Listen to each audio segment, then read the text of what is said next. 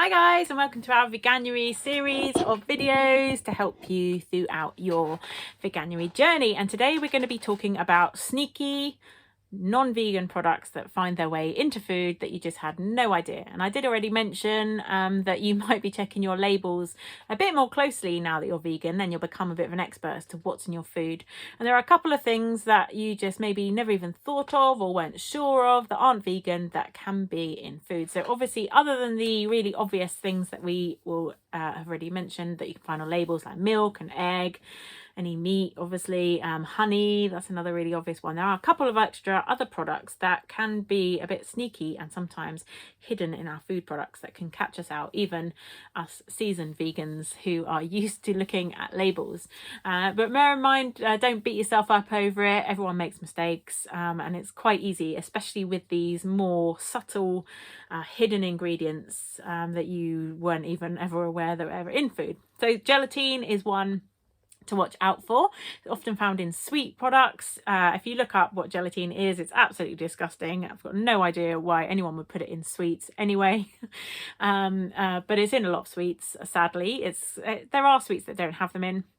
Just have a look. If it says gelatine, any form of gelatine, it's going to be from an animal, whether it's, sometimes it does preface the gelatine with pork or beef, but just having gelatine on its own is unlikely, very unlikely to be anything other than a meat product. You may have things like pectin, which is fine.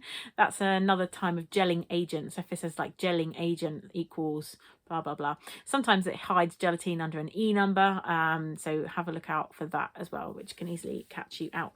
So another one is E120. It's a red food colouring made from beetles, squashed up beetles. Again, why did anyone think that was an acceptable way to colour food red? I have no idea, but somebody did, and it's in quite a lot of our food products. So anything that has a unnatural red colour, watch out, it may have that in it.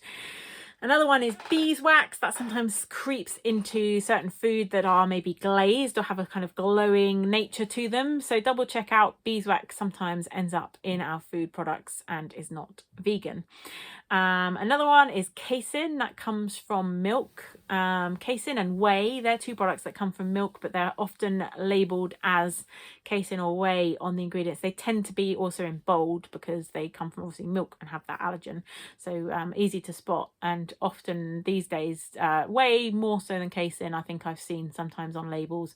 But you can sometimes, if you're scanning like milk, you can sometimes miss them if they're described in a slightly different way, such as whey or casein.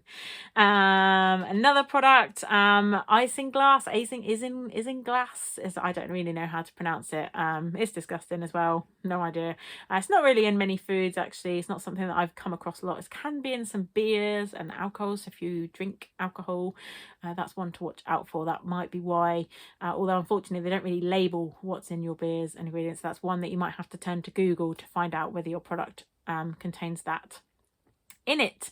Another one is lanolin. Often not really as in a food product.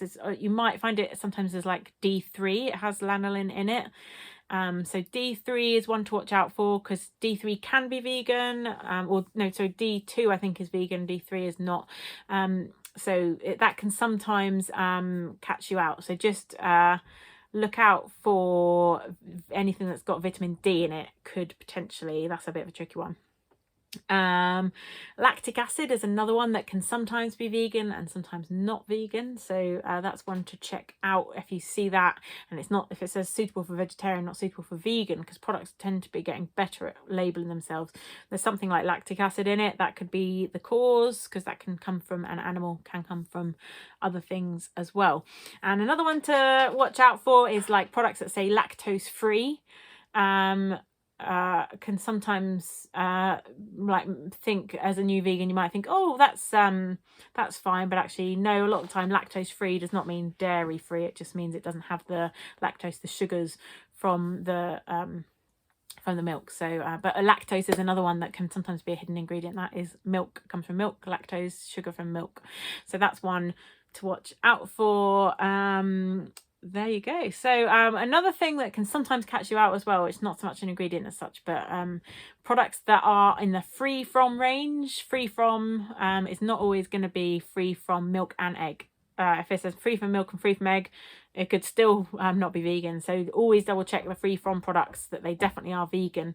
That definitely has caught some people out, caught me out probably in the past as well. So if it's a free from product, it's not automatically vegan. If it's any kind of allergen free product, it doesn't necessarily mean it is actually vegan. So definitely one to catch out those sneaky little ingredients they like to hide in foods and catch us out when we're not being our actual carefulest. So there you go. Hopefully that helps. Let us know if you've ever been caught out by anything during your Veganuary journey, and it might help someone else out if they have had the same issue. See you guys tomorrow. Bye bye.